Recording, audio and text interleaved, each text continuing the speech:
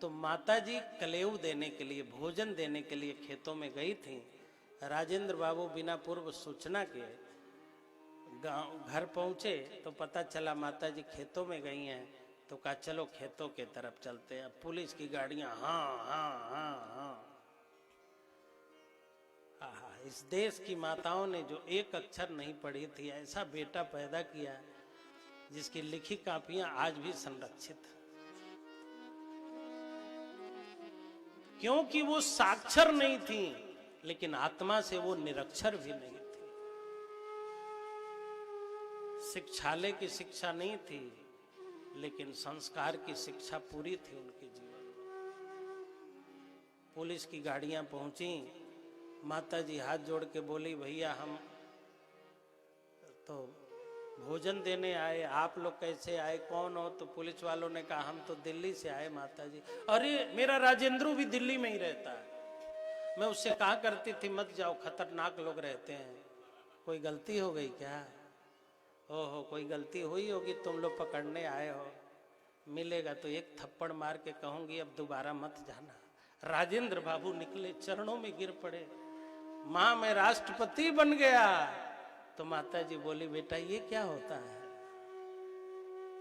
और जब राजेंद्र बाबू जाने लगे तो माता जी बोली बेटा जरा ठीक से रहना, देखना कोई कलंक न लगने पाए, धब्बा न लगने पाए। इतना विद्वान देश का प्रथम राष्ट्रपति, लेकिन माँ ने उनको भी समझाया यही वात्सल्य है। यहां बहुत बच्चे बैठे हैं, बड़े हैं, माँ जीवित है, पिता यदि जीवित हैं और कुछ समझा रहे हैं, अच्छा न लगे तो भी उनकी बात सुननी चाहिए। यदि आप नहीं सुनोगे तो उनका वात्सल्य मर जाएगा, और किसी का वात्सल्य मर गया ना तो समझना उस पिता का पुत्र मर गया, उस मैया का पुत्र मर गया। क्योंकि बेटा जब ये कहता है मैं बड़ा हो गया, अब एक अक्षर मत बोलिए, चुप हो जाइए, मुझे सब कुछ पता है, तो आप एक बुजुर्ग पिता को नहीं टोकते हैं, उसके वात्सल्य को टोकते हैं। माँ यशोदा को बिल्कुल भरोसा नहीं हुआ, और भगवान श्री कृष्ण मुस्कुरा के ब्रह्मा जी से कहते हैं, अपनी माया से कहते हैं देख लो मैं मायाधीश हूं, लेकिन मेरी लीला पर मैया को भरोसा नहीं है, क्योंकि ये वात्सल्य है। और भक्ति के जो 5 भाव हैं, उन 5 भावों में वात्सल्य भी एक भाव है। और श्री कृष्ण के इस कृत्य पर मैया को भरोसा नहीं है, ये कोई नास्तिकता नहीं है, ये भी एक भक्ति ही, यह भी एक भक्ति ही है। और सक्टासुर का वध हुआ। भगवान ने सकट को क्यों तोड़ दिया? अच्छी गाड़ी थी, सामान रखा जाता था, लेकिन प्रभु ने गाड़ी को तोड़ा। तोड़ने से तो नंद बाबा का नुकसान हुआ ना। जब नंद बाबा रखे थे तो भगवान कृष्ण भी छोड़ देते, लेकिन गाड़ी को तोड़ दिया। बैलगाड़ी में 2 बैल लगते हैं, और जीवन भी एक गाड़ी है, क्योंकि गाड़ी भी यात्रा करती है, जीवन भी यात्रा करता है।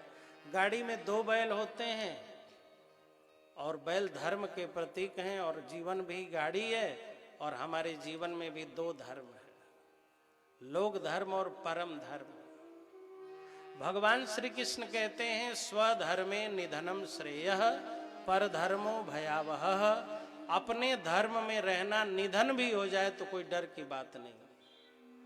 और फिर एक जगह कहते हैं सर्वधर्मान परित्यज्य माम एकम शरणम व्रज। जब वो धर्म में रहने की बात करते हैं, निधन भी हो जाए तो धर्म न छोड़ना, तो फिर कहते हैं धर्म को छोड़ करके आओ।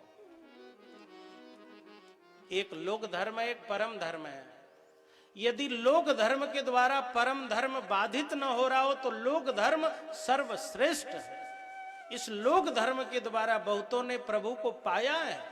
श्रवण कुमार अपने माता पिता की सेवा करके भगवान के बाप को श्राप देने की क्षमता रखते थे। उन्होंने देवी देवता की पूजा नहीं की, भगवान अपने माता पिता की पूजा की, और सामर्थ्य इतना। श्रवण कुमार के माता पिता का सामर्थ्य देखो, दशरथ जी महाराज को श्राप दे दिया। श्रवण कुमार का सामर्थ्य देखो कि जो श्राप दे सकते थे दशरथ जी महाराज को, ऐसे माता पिता की प्राप्ति उनको हुई। पुत्र में भी सामर्थ्य, माता पिता में भी सामर्थ्य। लोक धर्म का बहुत महत्व है। हमारे शास्त्रों ने लोक धर्म को बहुत महत्व दिया है। पूरा रामचरितमानस लोक धर्म की ही महिमा गाने वाला है। पिता की क्या मर्यादा है, भाई भाई के प्रति क्या व्यवहार होना चाहिए, माता के प्रति कितना आदर भाव होना चाहिए, ये पूरा लोक व्यवहार का ही तो संस्कार श्री राम ने दिया है। ज्ञान वैराग्य और भक्ति की चर्चा तो उन्होंने कभी कभी की है, लोक व्यवहार को तो बहुत सजाया। लेकिन लोक व्यवहार के द्वारा, लोक धर्म के द्वारा परम धर्म बाधित हो रहा हो, तब अंतिम बात श्री कृष्ण कहते हैं सर्वधर्मान परित्यज्य। अब तुम लोक धर्म को छोड़ करके मेरे में आओ, क्योंकि लोक धर्म का आधार शरीर है और शरीर नाशवान है। तो जब लोक धर्म का आधार ही नाशवान है तो लोक धर्म भी नाशवान है। जब शरीर नाशवान है तो संबंध भी नाशवान है, उसके द्वारा जो संबंध बनाए गए वो भी नष्ट होगा। लेकिन परम धर्म नाशवान नहीं है। हमारा आपका पिता पुत्र का जो संबंध है ये टूट जाएगा, लेकिन एक बात ध्यान रखिएगा, हम जीव हैं और श्री राम से, कृष्ण से, शिव से जो हमारा संबंध है, किसी जन्म में उनसे हमारा संबंध न टूटा है, न टूट रहा है, न कभी टूट सकता है। हम इस जन्म में जिनसे संबंध पाए उनके प्रति अनुराग रखें, लेकिन भगवान हमारे सदा सदा के अपने हैं, ये पूरा ज्ञान रखें। हमारे पिता इस जन्म में, फिर पिछले जन्म में कोई दूसरे रहे होंगे, अगले जन्म में फिर कोई होंगे, लेकिन भगवान हमारे नहीं बदलते हैं। हर जन्म में भगवान हमारे वही हैं। हमारे प्रभु हमेशा वही है। तो वहां जो गाड़ी थी उसमें दोनों बैल नहीं, दो बैल होते हैं, धर्म दो होता है। बैल मतलब वृषभ मतलब धर्म। तो वहां न तो लोक धर्म था न परम धर्म था। भगवान को नहीं मानते हैं तो माता पिता को तो मानो। भगवान को नहीं देखा है तो माता पिता को तो देखा है ना। अंगुली पकड़ के किसने चलाया? पिता ने। मलमूत्र किसने धोया? मैया ने। पढ़ाया लिखाया किसने? माता पिता ने। अपने खर्च काट करके बच्चों को पढ़ाया लिखाया, तो उस परमात्मा को नहीं देखा है तो पृथ्वी के परमात्मा को तो देखा है ना। बाप बेटे दोनों बीमार हों और पैसा केवल एक दवाई लाने भर की हो तो सच बताओ किसकी दवाई आएगी? बोलो ना। पिता दवाई नहीं लाएगा, पुत्र के लिए दवाई लाएगा। अब इससे बड़ा भगवान पृथ्वी पर कौन मिल सकता है कि पैसे कम हो तो पिता अपनी दवा नहीं लाएगा, अपने बेटे की दवा लाएगा। भोजन कम हो तो मैया स्वयं खा लेगी कि अपने बेटे को खिला देगी? बोलो ना। बेटे को खिलाएगी ना। तो अब इससे बड़ा भगवान किसको खोज रहे हो? मान लो इनके प्रति आस्था नहीं है तो जिसे नहीं देखा उसी के प्रति आस्था रखो। लेकिन एक बार मैं असंदिग्ध रूप में एक बात कह देना चाहता हूं, जो माता पिता के भक्त नहीं होते हैं वो भगवान के भी भक्त नहीं हो सकते। कोई ऐसा उदाहरण आप बताओ। आप कहोगे प्रहलाद। अरे साहब, प्रहलाद जो पिता की भक्ति की है, कौन किया होगा?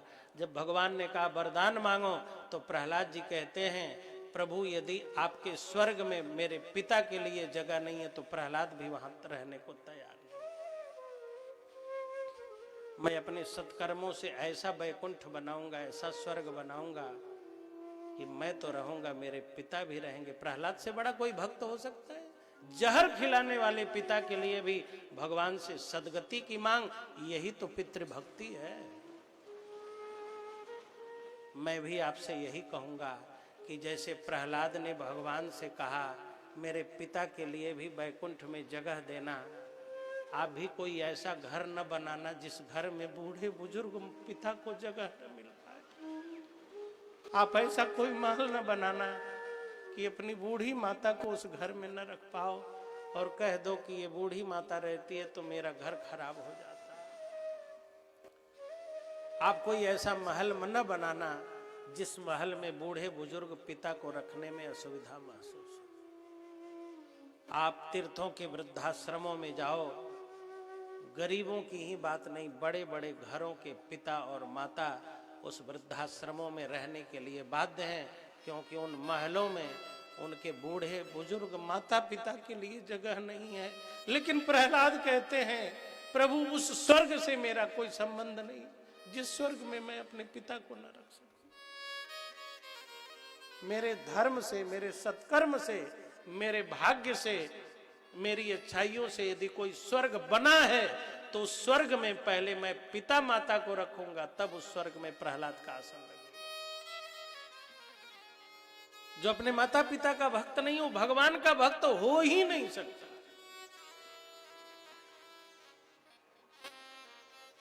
जो जन्म देने वाले की भक्ति नहीं कर सकता, वो भगवान की भक्ति कैसे कर सकता है? पाखंड हो सकता है, भ्रमित किया जा सकता है, लेकिन ऐसा कभी नहीं हो सकता कि कोई भगवान की भक्ति करना चाहे और कह दे हम पिता को नहीं मानेंगे और परम पिता को मानेंगे, हम अपनी माँ को नहीं मानेंगे और जगत जननी को मानेंगे। ऐसा हो ही नहीं पाएगा। जीवन में कोई न कोई धर्म होना चाहिए। धर्म रहित जीवन को भगवान तोड़ देते हैं। ये सकट भंजन इसी का संकेत है। धर्म सहित जीवन हो, धर्म रहित न हो। प्रभु 1 वर्ष के हुए तो तृणावर्त आया। ये तृणावर्त बड़ा अभिमानी है, सबको तृणवत मानता है, सबको तुच्छ मानता है। इस जगत में तुच्छ कुछ भी नहीं है। हमारी दृष्टि तुच्छ हो सकती है। जब परमात्मा की सृष्टि है तो ऐसा क्या है जिसका हम त्याग कर सकते हैं, उपेक्षा कर सकते हैं? जो भी निर्माण है सब अद्वितीय है, अद्भुत है। लेकिन अहंकारी वह है जो अपने अलावा सबको तुच्छ मानता है। भगवान ने तृणावर्त का वध किया और फिर नामकरण किया। भगवान श्री कृष्ण का नामकरण हुआ। गर्गाचार्य जी महाराज ने नामकरण किया कृष्ण जी का, बलराम जी का।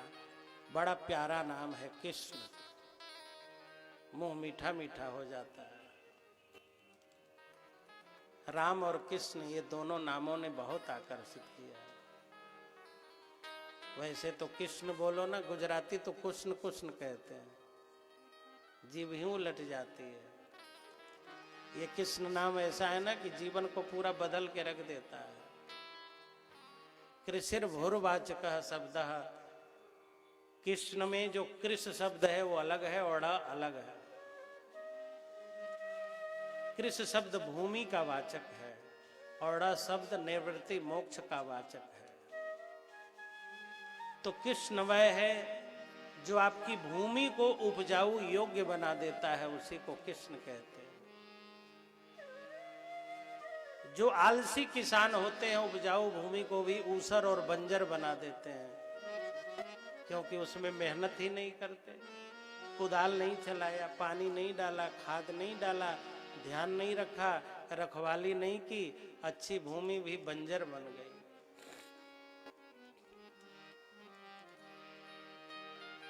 अच्छा, आप खेत को जोतिए, बोइए, गेहूं बोइए, गेहूं के साथ खरपतवार भी उगाता है। बोया गया गेहूं जमा खरपतवार। किसान घबराता नहीं है, खेतों में पहुंच जाता है, खरपतवार को निकाल निकाल के फेंकता है, फिर सींचता है, फिर खाद डालता है। 15 दिन बाद फिर खरपतवार जबते, फिर खुरपी लिया, फिर कुदाल लिया, फिर खेतों में। और ये खरपतवार है बिना बोए उग जाते हैं, तगड़े ढंग से उगते हैं। लेकिन किसान है कि मानता नहीं है।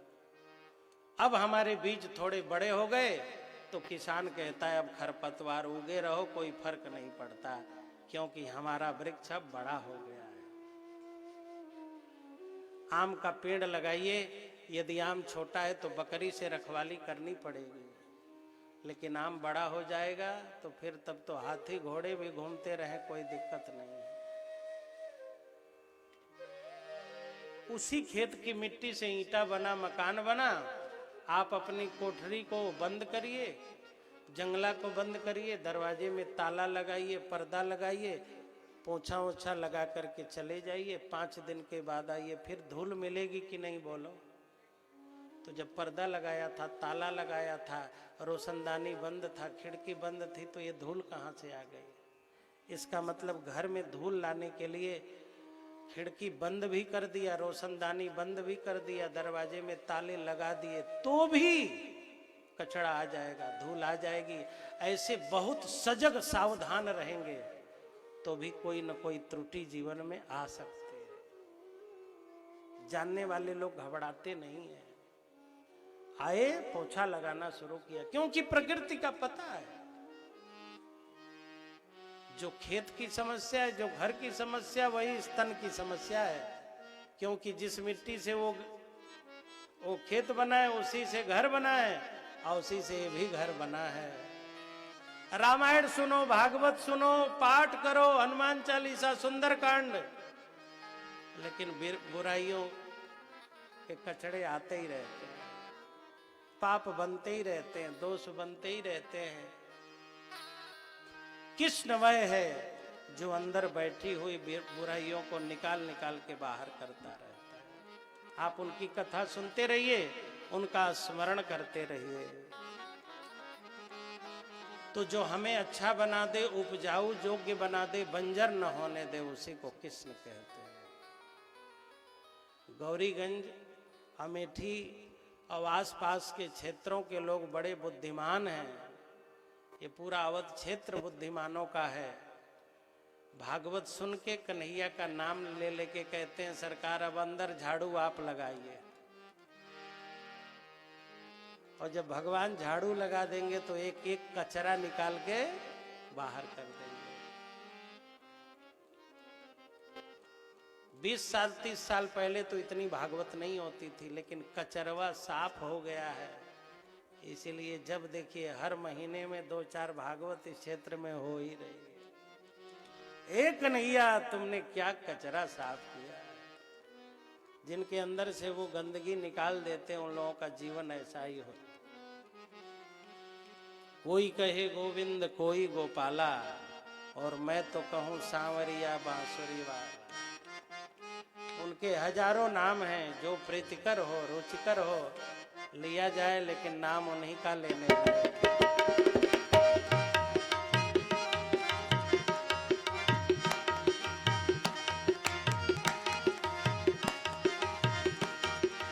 कोई कहे गोविंद, कोई गोपाला, कोई कहे गोविंद, कोई गोपाला, मैं तो कहूँ सांवरिया बांसुरिया वाला, मैं तो कहूँ सांवरिया बांसुरिया वाला।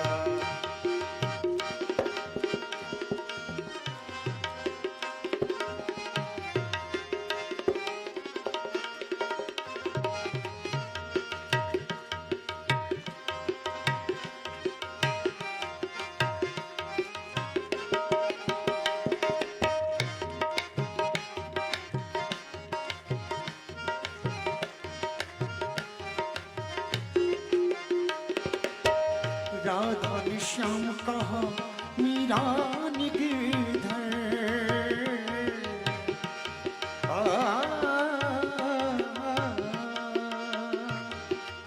राधा ने श्याम कहा मीरा ने गिरधर, कृष्णा ने कृष्ण कहा खूब जाने नटवर, खूब जाने नटवर।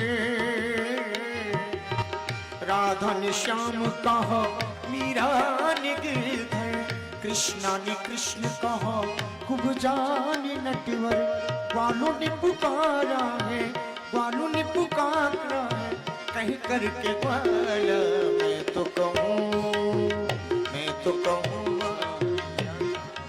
वाला, मैं तो कहूँ सांवरिया बांसुरिया वाला। जय गोविंदा, जय गोपाला, जय गोविंदा, जय गोपाला। दोनों हाथ ऊपर करके श्री राधे।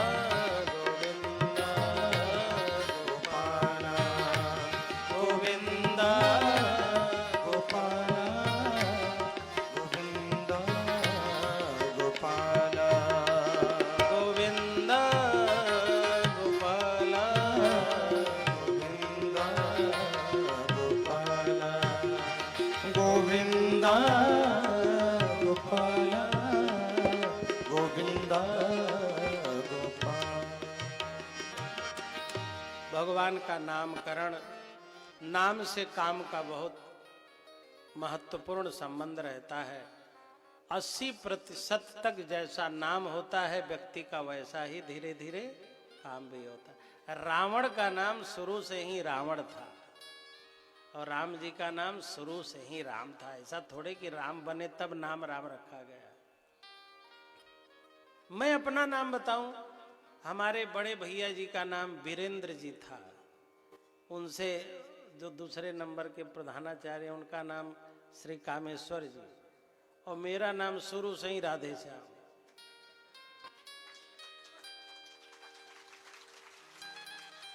हमने पिताजी से पूछा ये राधे काय को जोड़ दिया हमारे नाम में, वीर काम, हमारा भी कुछ दूसरा नाम पता नहीं। पिताजी बोले पता नहीं तुम्हारे नाम में कैसे, हमारा मन हुआ इसका राधे श्याम रख दो। ये कोई बाद में मैंने नाम रखा हुआ नहीं है।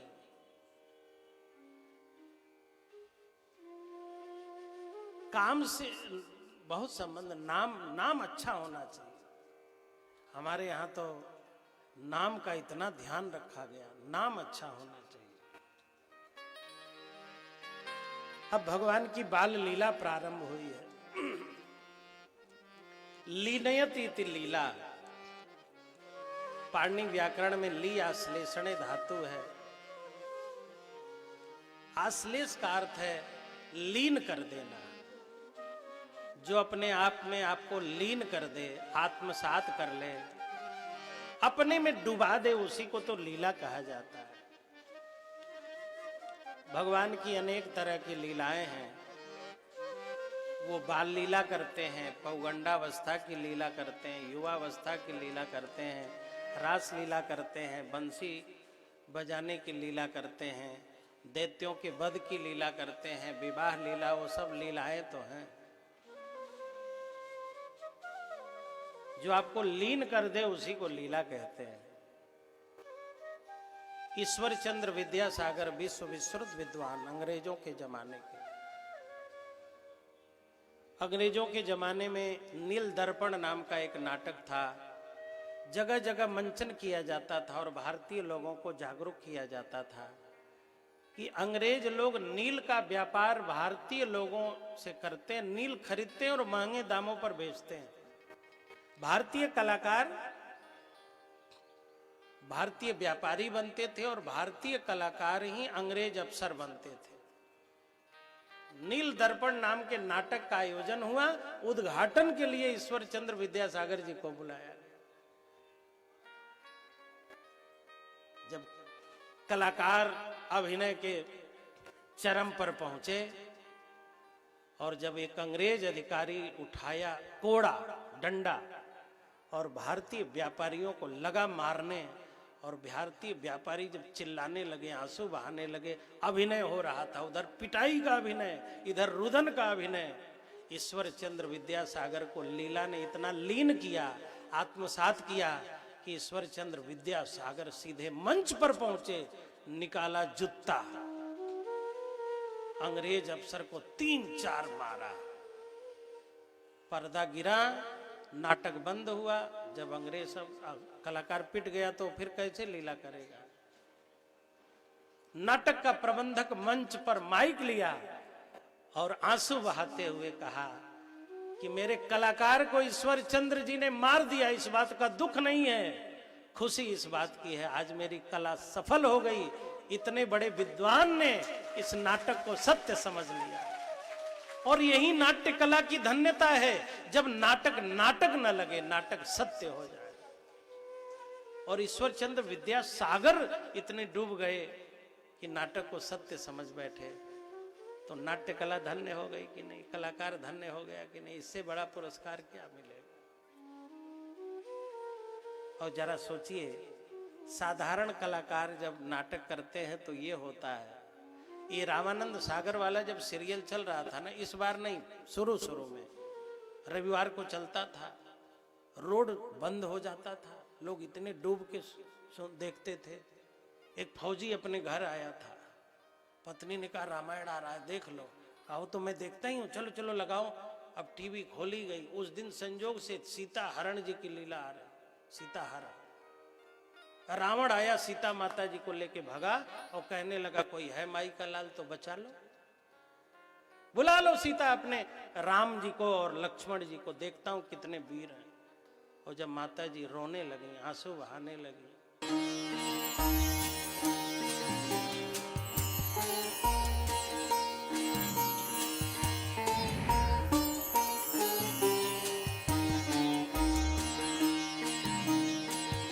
रूप मंत्रा आयुर्वेदिक face cream and face wash. इसकी आयुर्वेदिक देखभाल आपको दे pimples, wrinkles, blackheads, dull skin और डेड स्किन जैसी हर प्रॉब्लम से relief. Skipper Pipes, a complete range of premium PVC pipes and fittings, CPVC pipes and fittings, UPVC pipes and fittings, SWR pipes and fittings, a complete range of bowel systems, agricultural pipes and fitting. Skipper Pipes, fixed for life. Swami Vivekanand Subharti University, one of the leading universities of North India. 250 acres campus, 220 plus professional and vocational programs, 20,000 plus students, state of the art infrastructure, 100% placement record. Come, give wings to your career with Swami Vivekanand Subharti University, where education is a passion. NH 58, Meerut, Delhi, NCR. इस कथा के प्रायोजक हैं doctor ortho वैदिक oil एवं capsule, जोड़ों के दर्द की बेजोड़ दवा।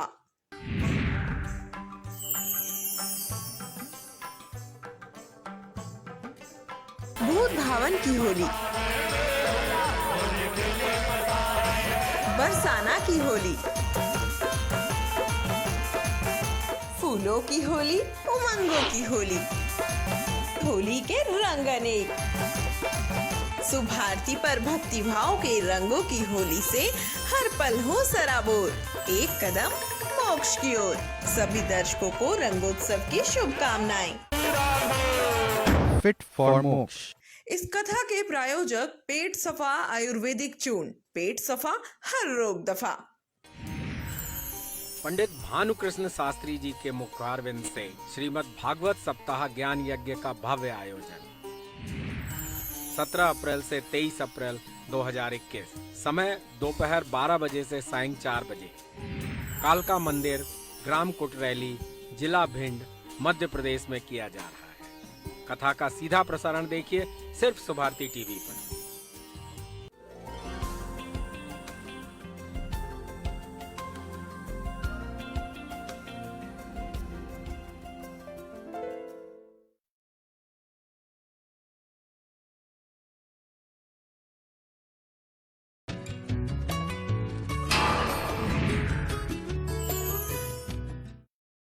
नमस्कार, आप सभी का बहुत बहुत स्वागत है हमारे विशेष कार्यक्रम महाकाल ज्योतिष में। और मैं हूं एक बार फिर आपके साथ रश्मि मेनन। दोस्तों, हर घर के निर्माण में कुछ ना कुछ वास्तु दोष रह जाते हैं, क्योंकि वास्तु के अनुसार हर चीज को घर में बनाना हमेशा मुमकिन नहीं रह जाता। आपके घर में भी इसी कारण से वास्तु दोष का प्रभाव बना रहता है, जो कभी लोगों को बीमार करता है तो कभी धन की परेशानी खड़ी करता है। लेकिन इन दोषों से बचने के लिए उपाय होते हैं, जिन्हें आजमाकर आप वास्तु दोष से खुद को बचा सकते हैं। और यही उपाय आप तक पहुंचाने के लिए आज एक बार फिर हमारे साथ स्टूडियो में मौजूद है पंडित मनोज तिवारी जी। तो आइए उनका स्वागत करते हैं। पंडित जी, आपका बहुत बहुत स्वागत है।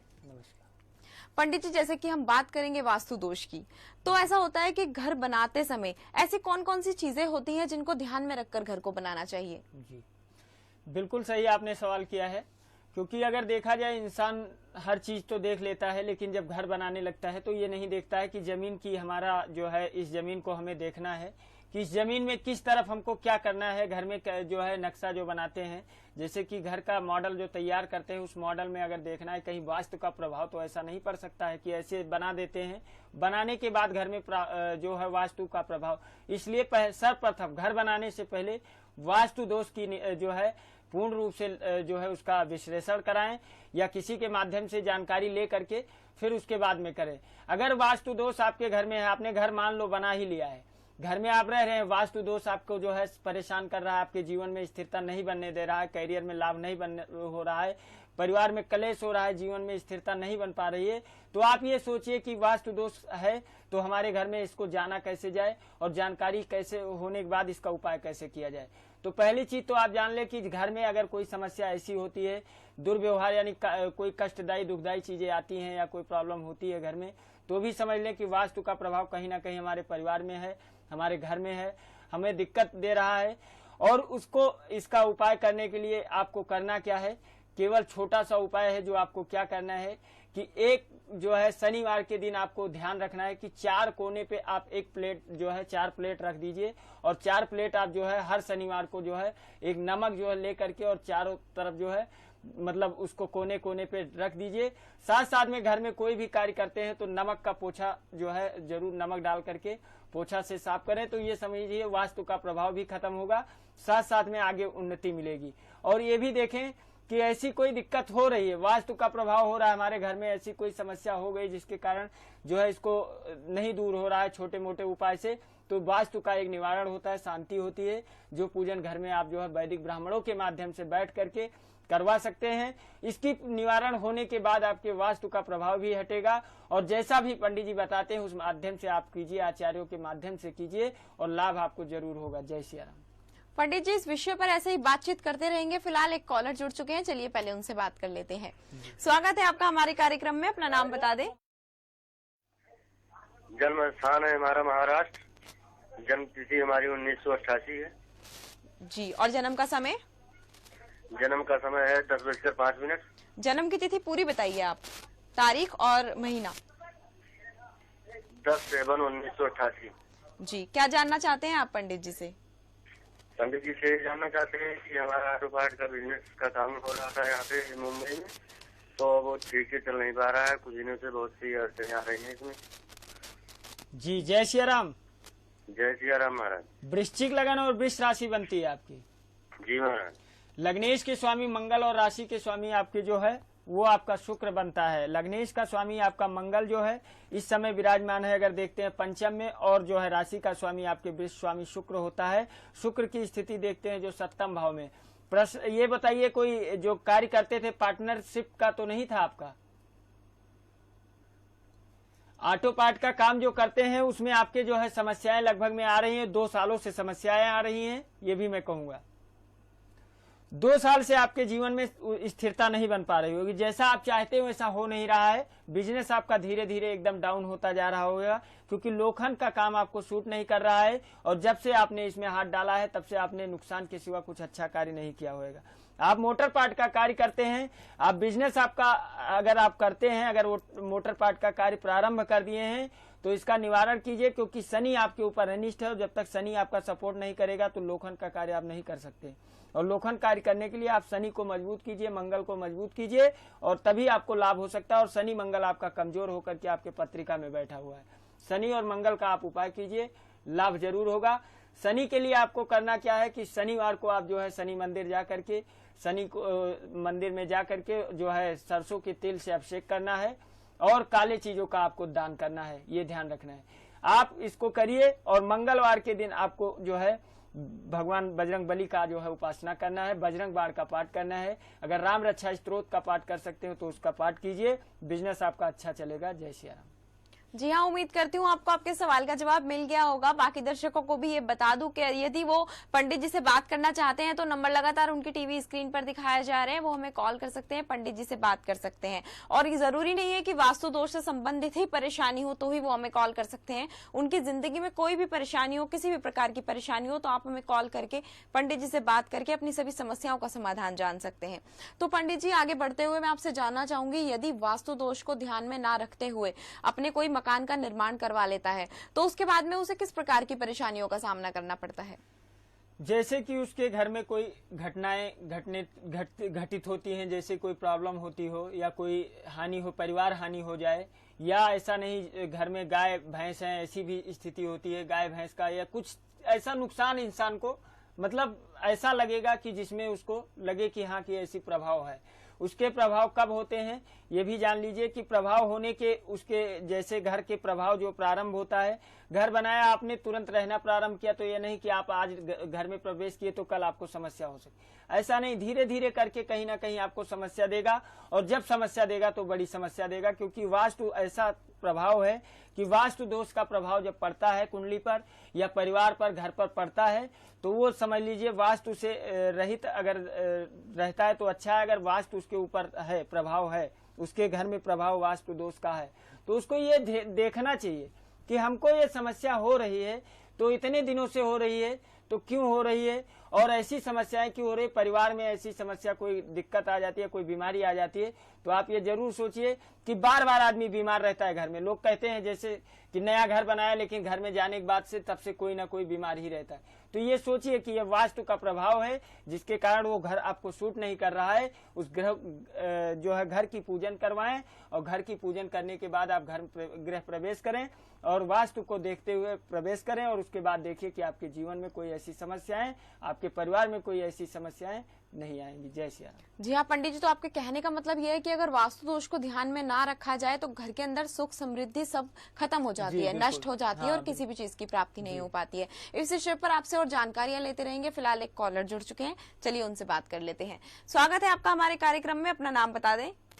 सुनील जी, आप अपने जन्म की तिथि, समय और स्थान बता दें। 7 तारीख 8वां महीना 1974। जी, जन्म का समय और जन्म का स्थान भी बता दें। 9:45 सुबह। जी, और जन्म स्थान? जन्म स्थान है हमारा हरियाणा। जी, क्या सवाल है आपका पंडित जी से? पंडित जी से ये सवाल है कि हमारा थोड़ा सा बिजनेस का काम है हमारा यहाँ पे, जैसे परचून की दुकान है, लेकिन चल नहीं पा रही है। थोड़े दिनों से बहुत अड़चने आ रहे हैं, मुझे पड़ रही है।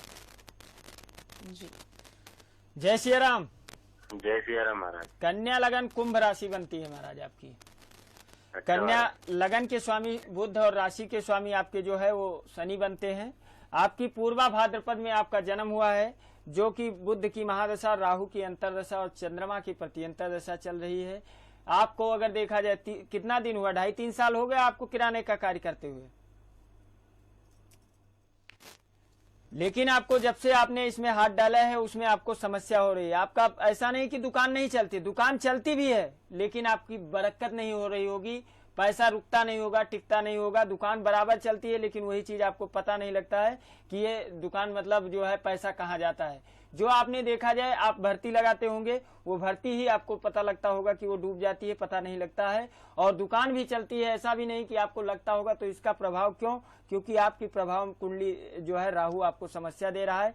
साथ साथ में कुंडली में अगर देखा जाए तो मंगल, राहु और मंगल का अंगारक दोष बन रहा है, जिसके कारण आपके जीवन में स्थिरता नहीं बन पा रही है, आपके दुकान नहीं चल पा रही है, समस्या हो रही है, पैसे की इनकम जो आती है वो आपका रुकता नहीं है। तो इसके लिए आपको जो है राहु और मंगल अंगारक दोष, और साथ साथ में आपको जो ध्यान रखना है कि राम रक्षा स्तोत्र आप जो है पाठ करें। राम रक्षा स्तोत्र मंगलवार के दिन आप पर डे ये ध्यान रखें। मंगलवार का अगर व्रत भी रख सकते हैं तो रखें, नहीं तो अगर जो है राम रक्षा स्तोत्र का पाठ तो जरूर करें, और वो भी श्रद्धा भक्ति से 5 पाठ रोज सुबह मंगलवार के दिन आप